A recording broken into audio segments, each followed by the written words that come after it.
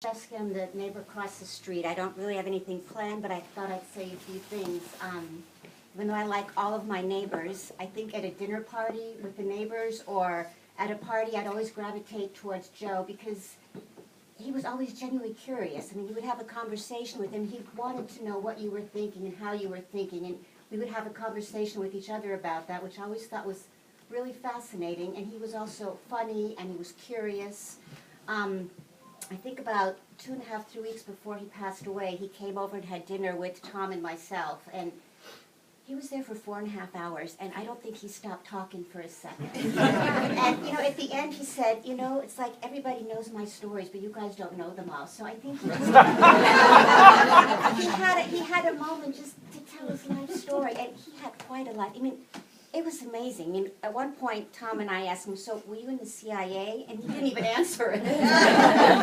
But the things that he did, because he studied in Japan, and then they were supposed to go to China, but they missed the boat because they got arrested. And it was just one story after the other like that. And another point, I know he was selling cars in Russia, and he needed to get from Russia to Russia from Lithuania. And he didn't have a visa, so he got in the train. And I may be embellishing a little bit, I don't know, but he pretended like he was asleep because the guards came by, the Russians, to look at his passport. And I think he had like a bottle of vodka there, so it looked like he was drunk. And they kept, you know, trying to wake him up, and he wouldn't wake up. And at a certain point, they just started laughing because they thought he was a Russian drunk, I guess, because he said he was wearing cheap shoes. Because the reason they thought he was Russian because he was wearing cheap shoes.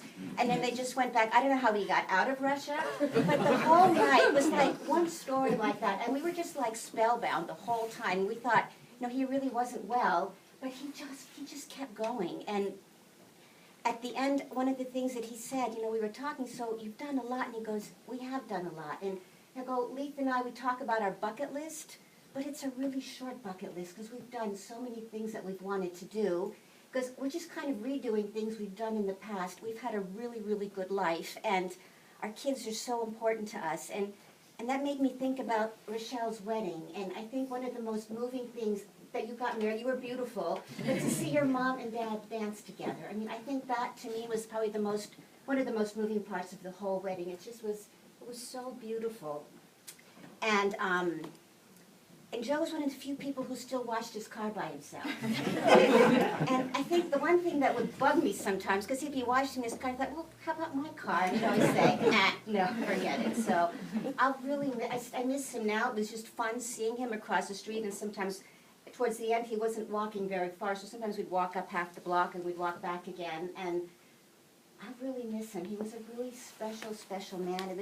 He could be vulnerable and talk about himself, but at the same time he could be just so curious about the people that he was talking with, and he wasn't afraid to share his stories. So I still walk out the door, and I remember the evening that he passed away, and I think he passed away the day before when they came and picked him up. I was just driving home from work, and it just, I think the whole family was standing on this side of the street, and I was standing, kind of watching him taken was really quite beautiful. And I think, at least for me and probably for most of us, to pass away in your home, in like this window where you could watch the whole world kind of, but with your whole family there, and just, you know, pass away in your sleep.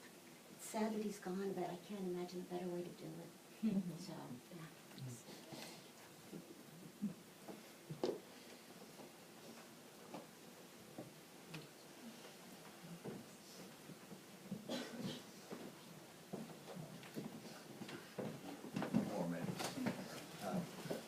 I'm John Burwell.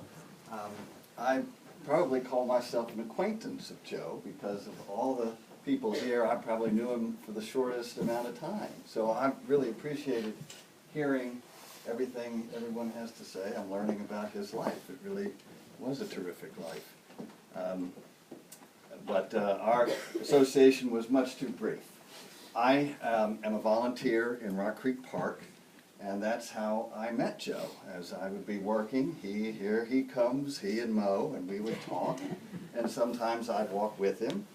And so our times together were very short, but I did learn some of his life. And he, like everyone says, was free to express things. So we shared a love for Pinehurst Tributary, and I'll be continuing my work there, and I know that I'll think of him often, and I'll miss him, because he was quite a fellow. I'm learning even more so with everyone's bits of information. So I'll miss Joe.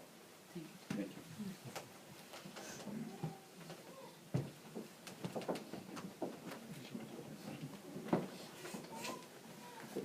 I'm Alistair McKechnie, and I think I bring a slightly different perspective because our daughters, there were 6 girls, one of which was Rochelle, my own daughter Edwina, who sends her apologies for not being here, but she nevertheless is thinking about us all at the moment. But these 6 or so girls have formed these lifelong friendships when they were at the Washington International School, and also all the parents became very friendly as well. And when I met Joe for the first time, he was sort of introduced as a criminal lawyer, and I thought, this sounds if he could be really useful one day. and indeed he was, because Rochelle and my daughter Edwina, they were very much into Bob Marley music, and I was travelling overseas a lot at the time to really safe places like Kabul when they were going to concerts in a place which, when Joe found out, he said, you know, good God, I defend people who live in this area, and he insisted on taking the girls to these concerts in rather dodgy parts of town where the police were on every corner, but he somehow had some immunity or you know, respect, I suspect, from the community. Anyway, they survived these concerts very well.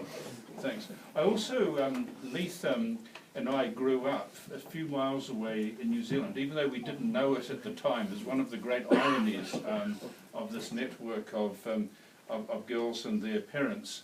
And Leith and Joe used to go to New Zealand occasionally, and they visited a city where my brother lives, and he suggested you go to my brother's a lawyer, and he suggested you go to this pub called The Honest Lawyer, and it's not quite clear whether there was only one honest lawyer in this town. Most of them were honest. If there was an honest one, it would have been my brother, of course. And the place did look as if it was full of stolen property that hadn't been reclaimed. But in any case, they issued hats, and Joe came back proudly wearing this hat which said, The Honest Lawyer, over the top, which I thought suited him.